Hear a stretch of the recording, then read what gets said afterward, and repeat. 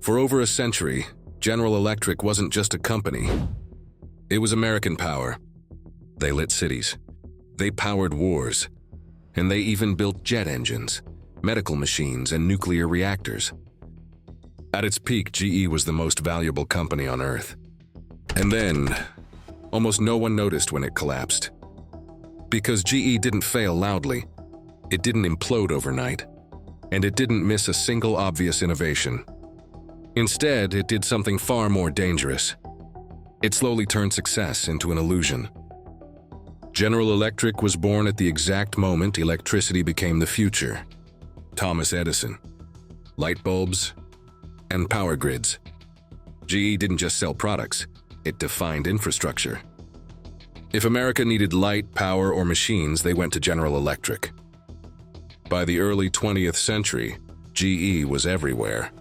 They built many things including turbines, locomotives, appliances, medical imaging, and military hardware. This wasn't a tech company. This was the backbone of industrial America. And GE wasn't just trusted, it was respected. Engineers ran the company. Scientists made decisions, and long-term thinking mattered. For decades, GE did exactly what great companies do. They built real things slowly, carefully, and profitably. But that culture wouldn't last forever. The turning point didn't come from competition. It came from Wall Street. By the 1980s, investors wanted something new. They wanted faster growth, smoother earnings, and bigger margins. And GE found a way to give them exactly that. Not through engineering, through finance. GE created GE Capital, a financial arm that started small. They provided loans, leasing, and consumer credit. At first, it made sense. Why not finance the machines you sell? But over time, GE Capital grew, and eventually became more profitable than manufacturing. By the 1990s, GE wasn't primarily an industrial company anymore. It was a bank wearing an engineering costume, and Wall Street loved it. Then came Jack Welch, the most celebrated CEO in America. Under Welch, GE became legendary for one thing. They never missed any earnings estimates. Quarter after quarter, year after year, GE always hit the number. Analysts were amazed, and investors were obsessed. But here's the problem. Real businesses don't work that smoothly. Markets fluctuate, costs spike, and mistakes happen. Unless you smooth the numbers. And GE Capital allowed General Electric to do something magical. They used financial profits to hide weaknesses elsewhere. If turbines underperformed, finance covered it. If appliances struggled, capital filled the gap. GE became less about building great products and more about managing perceptions. And slowly, quietly, accounting became more important than innovation. Inside GE, something subtle changed. Engineering pride faded, risk-taking slowed, and bureaucracy grew. But yet from the outside, GE still looked unstoppable. But internally, complexity was exploding. Thousands of subsidiaries, financial products no one fully understood, and balance sheets only a few executives could explain. GE was not simplifying, it was burying risk. And as long as the stock kept rising, no one asked questions. That's the most dangerous phase of any empire, when success becomes unquestioned.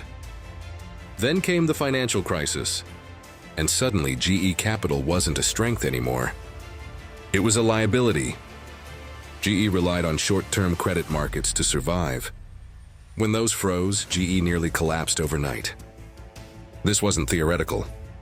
GE had to cut its dividend, take government guarantees, and even sell assets just to stay alive. For the first time in generations, investors saw the truth. GE wasn't invincible. It was fragile. And worse, it didn't even know what it really was anymore. After 2008, GE tried to fix itself. They had new CEOs, new strategies, and promises to return to industrial roots. But the damage was already done. Decades of financial engineering had hollowed the company out. Problems emerged everywhere. The power division collapsing, insurance liabilities exploding, and acquisitions that never paid off. GE had grown too complex to save quickly. Every fix revealed another hidden issue. Eventually, their trust evaporated. The stock fell, then fell more. Then it completely collapsed. From over $400 billion in value to a shadow of itself. GE didn't fail because it stopped innovating. It failed because it stopped being honest with itself. Short-term performance replaced long-term reality. Financial optics replaced operational truth. And complexity replaced clarity. GE believed size made it safe. It didn't. It made it blind. GE's story isn't unique. It's a warning. The most dangerous companies aren't the ones losing money. They're the ones hiding problems behind success. GE didn't collapse suddenly. It decayed quietly. And by the time the truth surfaced, there was nothing left to save. General Electric still exists today, but the company that built modern America is gone. Not destroyed by competition, not disrupted by technology, but undone by its own belief that it was too big to fail. Thanks for watching the video. If you enjoyed, please make sure to like and subscribe. I post multiple stories like this one every week. See you guys in the next video.